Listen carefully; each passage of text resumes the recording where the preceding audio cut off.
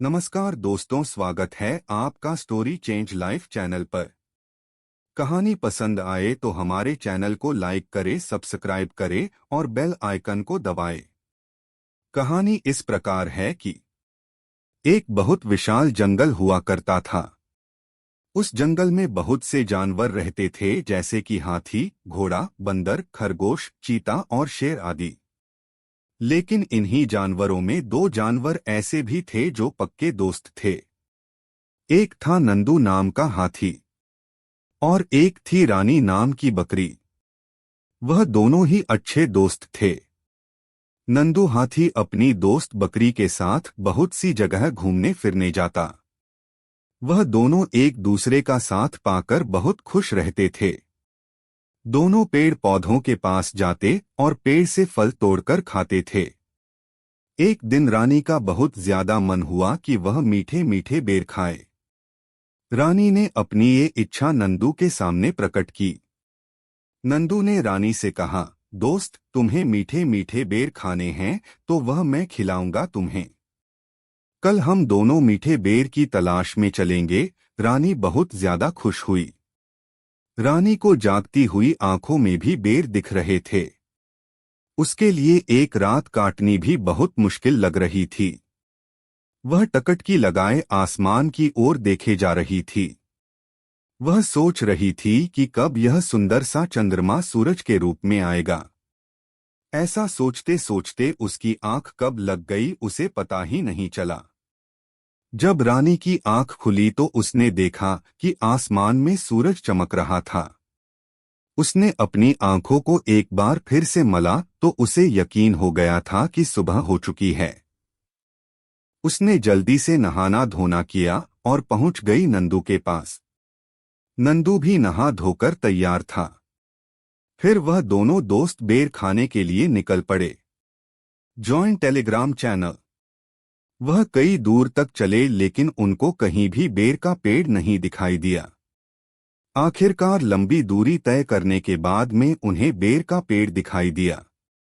रानी बेर का पेड़ देखते ही उछल पड़ी। रानी ने पेड़ चढ़ने की कोशिश की लेकिन असफल रही। फिर कई देर तक कोशिश करने के बाद में रानी मायूस हो गई। रानी को दुखी देखकर नंदू ने उससे कहा कि अरे रानी, तुम पेड़ पर चढ़ने के लिए इतनी कड़ी मेहनत क्यों कर रही हो? मैं अगर इस समय तुम्हारे काम नहीं आऊंगा तो फिर किस समय आऊंगा? इस बात पर रानी बोली, अरे नंदू, मैं तुम्हें पेड़ से बेर तोड़ने के लिए इसलिए नहीं बोल रही क्योंकि हो सकता है कि इस पेड़ पर किसी चिड़िया का घोंसला हो। नंदू बोला, रानी, मुझे नहीं लगता है कि इस पेड़ पर कोई चिड़िया का घोंसला होगा। और अगर होगा भी तो हम उस घोंसले को सुरक्षित रखेंगे। रानी ने इस बात के लिए हामी भर दी। फिर नंदू बेर तोड़ने के हिसाब से बेर के पेड़ को जोर जोर से हिलाने लगा। जब उसने जोर जोर से पेड़ हिलाया तो खूब सारे बेर पेड़ से उतरकर नीचे आ गिरे। जैसे ही बेर जमीन पर गिरे, दोनों दोस्त बड़े चाव के साथ उन्हें खाने लगे। बेर बहुत मीठे थे।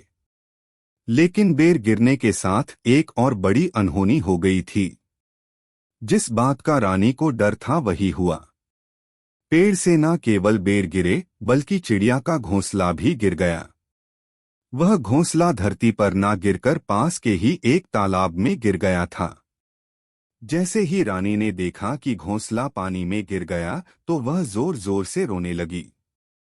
रानी को रोते देख नंदू भी घबरा गया। रानी घोंसले को बचाने के लिए पानी में कूद गई। उसने जैसे तैसे घोंसले को पकड़ा, लेकिन वह पानी में संतुलन नहीं बना पाई। उसको तैरना नहीं आता था, इसलिए वह मदद के लिए चिल्लाने लगी।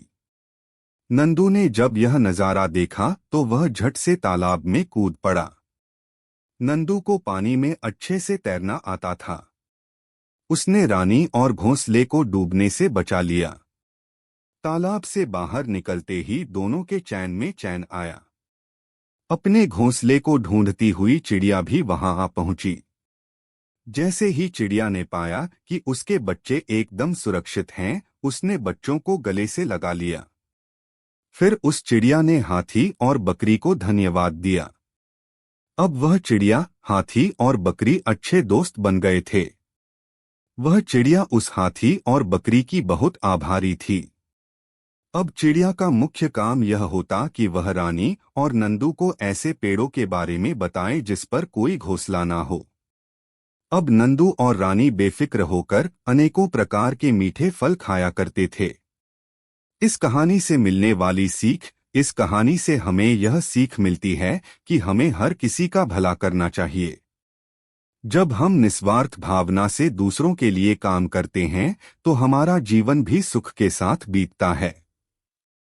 धन्यवाद दोस्तों, आपने हमें देखा।